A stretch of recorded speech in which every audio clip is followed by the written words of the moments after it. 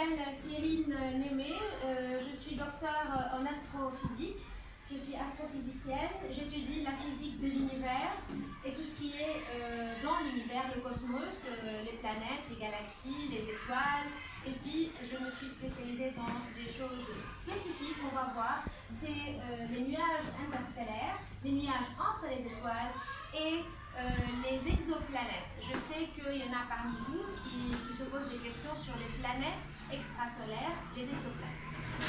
La semaine dernière, j'ai été ici, j'étais ravie. J'ai été, je crois que 4e étage, et on a construit un satellite, James Webb Space Telescope, dans une classe, et on a fait ça, un workshop, vous pouvez construire vous-même le satellite, qui va chercher des exoplanètes. Je suis membre de ce satellite spatial. Et donc aujourd'hui, on va parler un peu, dans le cadre de la semaine du spatial et de l'astrophysique, on va parler de l'astrophysique. Et ça tombe très bien parce que hier, on a eu quelque chose de très très intéressant et dont j'ai parlé ce matin. Bonjour. Je vous dérange 2 secondes. Bonjour. Première fois, une photo, une image directe d'un trou noir. Je vais vous en parler tout à l'heure, et donc vraiment on a ce qui est avant aujourd'hui, ça va pas être pareil après aujourd'hui, après l'observation du trou noir. Alors, si vous êtes intéressés, j'ai une chaîne YouTube. Vous voyez ici, j'étais là la semaine dernière avec vos collègues, vos amis, vos étudiants, et j'ai construit on a construit un James Webb Space Telescope en papier, et ils ont appris ce que c'est le miroir, comment on protège et tout. Et voilà, il y a beaucoup d'autres choses que des vidéos, mais vous voyez aussi des interactions avec les étudiants, je mets sur YouTube. Donc ça c'est pour les grands, mais aussi pour les petits. Voilà.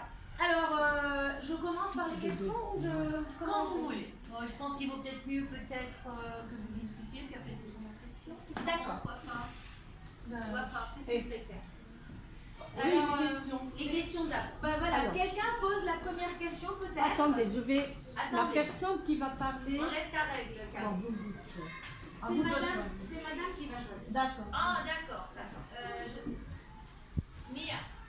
Ouais, mais... La première question. Non, pose la question. Tu Mia. poses la question, ma chérie. Tu es Tu assise lis ici. et tu poses la question. Maintenant. La première.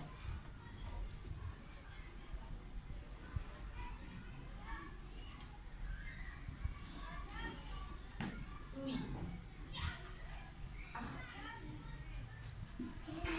Oui. Lis le micro, comme s'il n'y avait pas de micro. Lis ta question. C'est bien qu'ils soient... Venez. Ce sont mes élèves, les 7-7.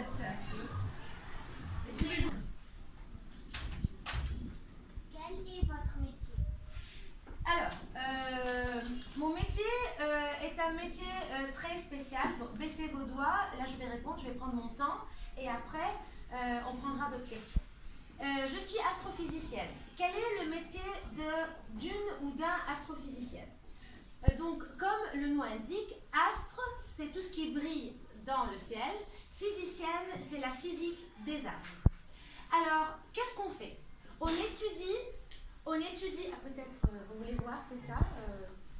On étudie là, vous voyez ça, ce que c'est là? Ça, c'est le soleil, n'est-ce pas?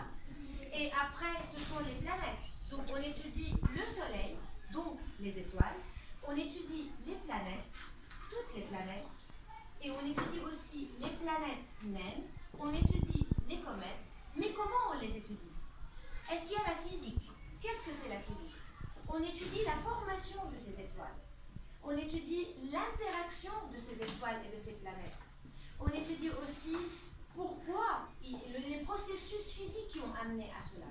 Et le mouvement dynamique dans le temps, c'est-à-dire il y a 1000 ans, 500 ans, l'astrophysique n'existait pas en tant qu'astrophysique. On l'appelait astronomie. Pourquoi?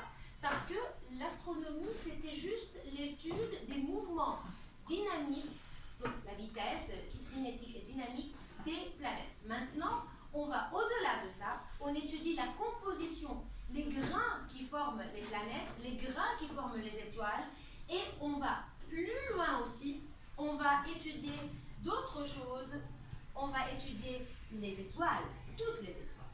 Donc, est-ce que quelqu'un sait ce que je représente ici? Oui, madame. Oui, monsieur. Ouais, c'est des étoiles bleues, mais l'ensemble ça s'appelle oui, une constellation, bravo. Et cette constellation, elle a un nom de... Non. Non, le grand ours, c'est comme une casserole à l'envers. Oui, ce sont les Pléiades. Les Pléiades, ce que les Japonais ont utilisé, ils ont appelé Subaru, c'est la voiture. D'accord? Et donc, on étudie aussi les étoiles. On étudie les étoiles qui interagissent ensemble. Et on étudie les étoiles qui naissent. On étudie les étoiles qui meurent. Et puis, on va arriver à là. On ne fait pas que ça aussi. Le métier de l'astrophysique, de l'astrophysicien, étudie les nuages interstellaires. Qu'est-ce que c'est cela? Ce sont des nuages très, très denses. Imaginez quelque chose de très grand dans votre tête. Quelque chose d'immense, pardon. Quelque chose d'immense. Vous fermez les yeux, pensez à quelque chose de très très grand. C'est quoi? Donnez-moi une. C'est quoi? Un truc très grand, oui. Montagne. Un géant. Un géant. École. Une école. Planète. Pardon? Planète. Une planète. Un volcan. Un volcan. Donc une montagne et un volcan, et encore c'est beaucoup plus grand que ça. Énormément plus grand que ça. D'ici jusqu'à la France, d'ici jusqu'aux États-Unis. C'est ça, c'est encore beaucoup plus grand. Et tout ça, ce sont des nuages qui se trouvent entre les étoiles. Ces nuages-là sont très denses, il se passe des choses là-bas. Et il se passe des choses. Alors là, par exemple, vous voyez, il y a beaucoup, beaucoup de lumière. C'est un endroit où il y a la naissance de beaucoup d'étoiles. Et qu'est-ce que fait aussi l'astrophysicien? L'astrophysicien et l'astrophysicienne vont étudier les galaxies. Mais qu'est-ce que c'est une galaxie? Oui. C'est des étoiles de la... Oui. Qu'est-ce que c'est la galaxie? Ma question, c'est qu'est-ce que c'est la galaxie? Ajoute à c'est des étoiles et des poussières. Ajoute quelque chose. Et de la gaz. Oui, du gaz, des poussières, des étoiles. Oui. Planète. Oui, des planètes. Tu as quelque chose à rajouter? Non. Et alors, oui? Un soleil. Oui, des soleils, beaucoup d'étoiles. Et un trou noir au milieu de la galaxie. Ben ouais, on va voir. Donc les astrophysiciens étudient ça. Et vous voyez celle-là, c'est une galaxie qu'on appelle Sombrero Galaxy. Vous savez ce que c'est le Sombrero Galaxy? Pourquoi on l'appelle Sombrero? Parce que ça ressemble à un chapeau mexicain. Vous voyez là, il y a du gaz, des grains autour, il y a un trou noir qui est très lumineux. On verra pourquoi il est lumineux. Et il étudie aussi, l'astrophysicien et l'astrophysicienne, ils étudient les galaxies de plusieurs formes. Vous savez qu'on est dans une galaxie aussi. Et que fait l'astrophysicienne aussi? Bon là c'est ça, c'est moi. L'astrophysicienne, elle fait quoi? Construire des satellites. Ben exactement, elle construit des satellites et des télescopes. Donc elle teste, elle observe, elle fait des programmations, elle étudie, elle publie, elle enseigne, elle va dans les écoles. Donc tout ça, c'est le métier de l'astrophysique. Donc vous voyez, ça n'a rien à voir avec juste étudier le mouvement des planètes. Et le métier de l'astrophysique, c'est aussi découvrir des exoplanètes. C'est pas la peine de les compter, il y a plusieurs. En fait, on a, à partir des années 1995, tu es né quand? 2015, donc beaucoup d'années après. 2015, parce que là c'est trop... ouais, 2010. Donc alors, 2000 moins 95, ça fait 5, et plus 2010, donc 15 années avant toi, on a commencé à découvrir les exoplanètes. Ce sont les planètes en dehors des deux systèmes solaires. D'accord? Ce n'est pas Saturne, ce n'est pas Jupiter, ce n'est pas... dites-moi un nom de planète. Mars et Neptune, Mercure, la Terre, Uranus, Vénus, ouais, super. C'est Jupiter. Ni ça.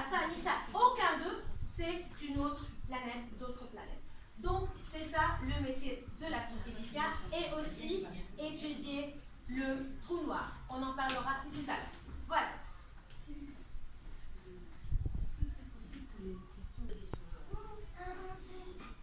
Bon, il a dit qu'il y en a pas. Ouais. Là. Attends, regarde. Comment se forme le soleil? Comment se forme le soleil? Alors, est-ce que j'ai le droit de... Je réponds, puis après je vous montre une petite vidéo. J'ai amené une bonne de 3 minutes. Alors, vous vous rappelez ce nuage moléculaire énorme? Ok. Bon, allez.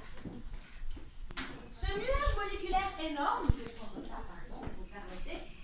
Donc, ce nuage moléculaire, il commence à s'effondrer sur sa gravité, avec la gravité. Il s'effondre. Ouh, il fait comme ça. Il devient très très dense et il s'effondre. Et qu'est-ce qu'il fait? Quelque chose de très dense et qui s'effondre dans l'univers, il est obligé de tourner pour conserver l'énergie.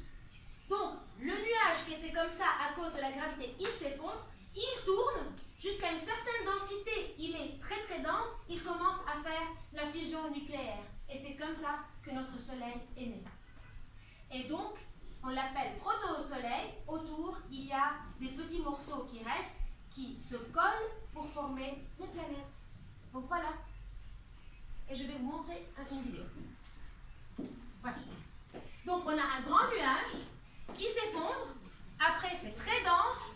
Ça fait une fusion nucléaire et on a la formation du Soleil. Oui, pose-moi la question pendant que... C'est la question que pourquoi tout ce qu'il y a dans l'espace est ça? Parce que n'importe quelle masse qui est dans l'espace, elle ne peut pas rester sans mouvement à cause de la loi de conservation de l'énergie. C'est-à-dire, je vais te raconter ce que c'est la loi de conservation de l'énergie. Loi de conservation de l'énergie, c'est-à-dire que toi, si tu manges beaucoup, tu fais quoi? Tu n'as plus faim. Et tu as de l'énergie, tu peux courir. Si tu cours, tu as trop chaud et il faut que tu transpires. Donc, si tu as chaud, si tu ne transpires pas, tu exploses. Parce que tu as eu beaucoup d'énergie. Donc, c'est comme ça partout dans l'univers. D'accord? Donc, si un nuage, il perd de l'énergie en collapsant, en s'effondrant, il est obligé de tourner. L'énergie doit aller quelque part. Il y a Lavoisier qui a dit, je crois, rien ne se perd, rien ne se crée, tout se transforme. D'accord? Donc, si on prend quelque chose d'ici, il faut le mettre là. C'est un équilibre. D'accord? Je ne sais pas s'il y a le son. Oui, bien sûr.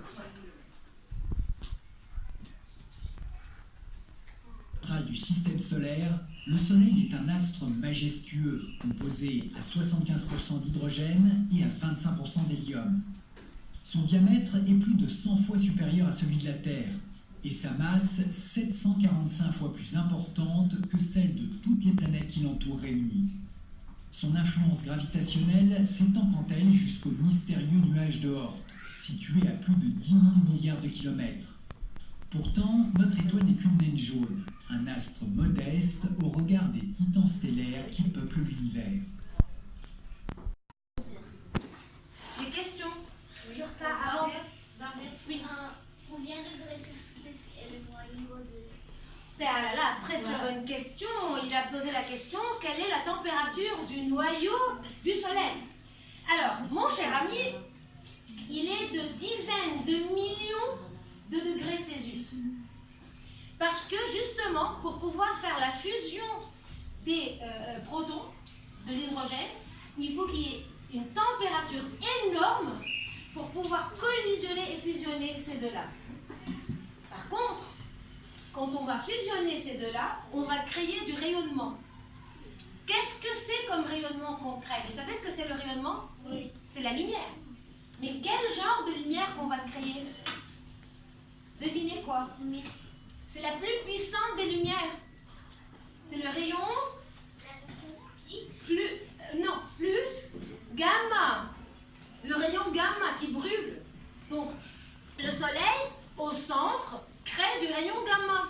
Et bien alors, pourquoi, à la surface, ça arrive le rayon du visible? voyez l'arc-en-ciel, vous, n'est-ce pas? Vous prenez des photos en visible.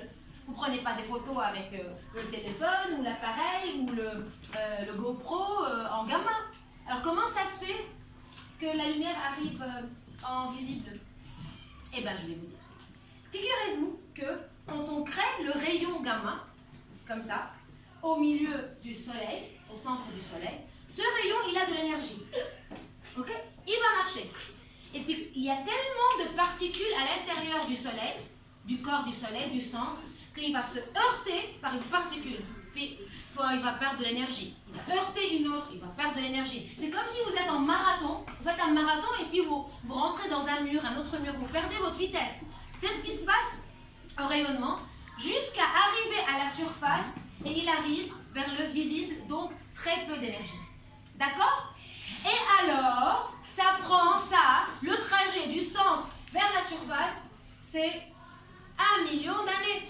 Et après, quand il arrive à la photosphère, il quitte le surface, ça s'appelle photon, surface du soleil, et il arrive à nous après 8 minutes. Donc chaque photon que vous voyez, chaque lumière, quand vous regardez le soleil, vous savez quel âge il a? Il a 1 million, 8 minutes, 20 secondes. Donc chaque rayon de lumière. Bon, et autre question maintenant. Qui va poser l'autre question? C'est madame qui choisit. Salut. Pourquoi avoir choisi ce métier? Ok. Repose. C'est celle-là? Ah. Moi, je te Pose la question que tu veux. Attendez-vous vers de nouvelles planètes? Oh, alors, à votre avis? Oui. Ouais. Oui.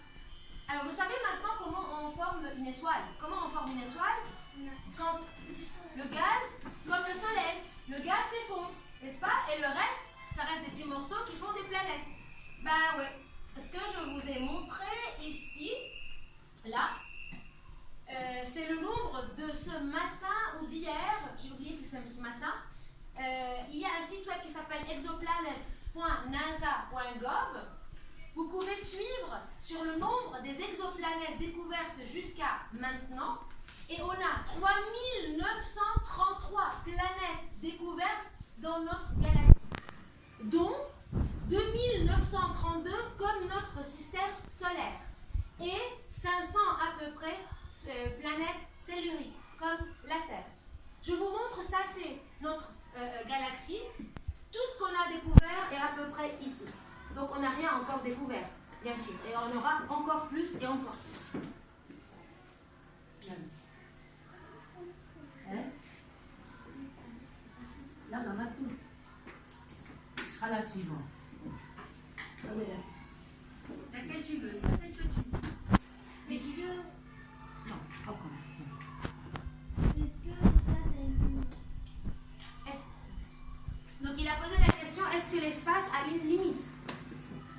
Bon, alors ça, c'est très... c'est pas évident de répondre à cette question-là. C'est vraiment pas évident. Et vous diriez quoi? Non. Non, d'accord. Mais comment? Ok. Bon, alors. Oups. Ok. Normalement, l'univers a eu un début. Je ne sais pas où est-ce qu'il est, je l'ai perdu. Bon, c'est pas grave. L'univers a eu un début. Donc, chaque chose qui a un début a une fin. Non? Donc, on sait que l'univers a eu un début qui s'appelle le Big Bang. Et le Big Bang, c'est une sorte d'inflation, quelque chose qui a commencé et puis ça a commencé à s'échapper. En revanche, ça aurait été très simple si on dit que voilà, un truc, quelque chose qui fait une expansion, il a une limite, comme c'est un ballon, quoi. Mais c'est beaucoup plus compliqué que ça. Parce qu'on a découvert aussi que l'univers est en expansion. C'est-à-dire, je vais vous expliquer. C'est-à-dire, est-ce que, regardez, on va faire ça. On va prendre cette boîte-là et l'autre boîte. Merci. Il faut savoir, il faut bien comprendre comment l'univers est en expansion. Alors, entre entre ces deux boîtes, il y a juste un carré. Ok? Imaginez que on est en train d'étirer, madame, est en train d'étirer le sol, les carrés. Elle et moi, on est en train d'étirer le sol. Du coup, qu'est-ce qui se passe? Il y a toujours un carré entre les deux boîtes. Par contre, la taille du carré grandit. Donc c'est comme ça.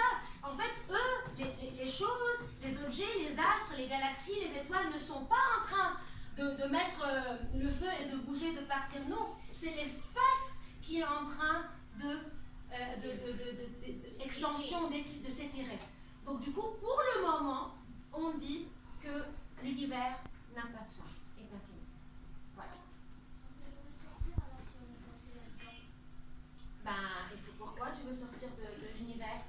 Tu vas où? La matière? Ah non, l'univers, c'est le tout. La galaxie est à l'intérieur de l'univers, l'étoile est à l'intérieur de Et l'univers. toi, tu as dit que le Big Bang a grandi comme un ballon et dedans il y a les planètes. Oui, supposons que c'est comme Si ça. on a sorti, on trouve qu'est-ce qu'il y a? Il n'y a pas de matière si on sort. On ne peut pas sortir. Ça s'appelle l'horizon, la limite. Parce que si c'est un ballon, ce n'est pas un ballon. Si ça avait été un ballon, on pourrait penser qu'il a une fin. Mais comme ce n'est pas un ballon, il n'a pas de fin. Parce que l'univers n'a pas de centre. L'univers n'a pas de centre. Parce que justement, il a un début, mais ce n'est pas... chaque point de l'univers peut être le centre de l'univers. Est-ce que je prends une clé pour expliquer un peu? Une clé. Une craie, pardon. Une clé. Ouais. Une clé. C'est bon, c'est bon. On a un petit point qui a fait une implosion, une inflation, une petite expansion, voilà, vers l'extérieur. Et le vide, on appelle. Quelqu'un a entendu parler du quantique, quantum, quantique, le plus petit que le petit. Voilà. Donc ça fait comme ça. Il fait une inflation comme ça. Et voilà. Donc il commence à faire une inflation, une explosion. Et après, les particules commencent à se former. Et on est maintenant ici après 13,8 milliards d'années. On est là. Donc ici, il y avait très très peu de choses, de la soupe chaude de particules, des protons, des électrons. Vous avez entendu parler de ça? Ils étaient tous mélangés comme une soupe très très chaude. Et tu vois qu'il n'y a pas de centre. Il n'y a pas de centre, c'est pas un ballon. Du coup, que si on est là, on peut être le centre de l'univers. Si on est là, on peut être le centre de l'univers. D'accord? À chaque point, vous avez des choses autour. Tout à fait. Et on dit que c'est homogène, c'est le même, isotrope.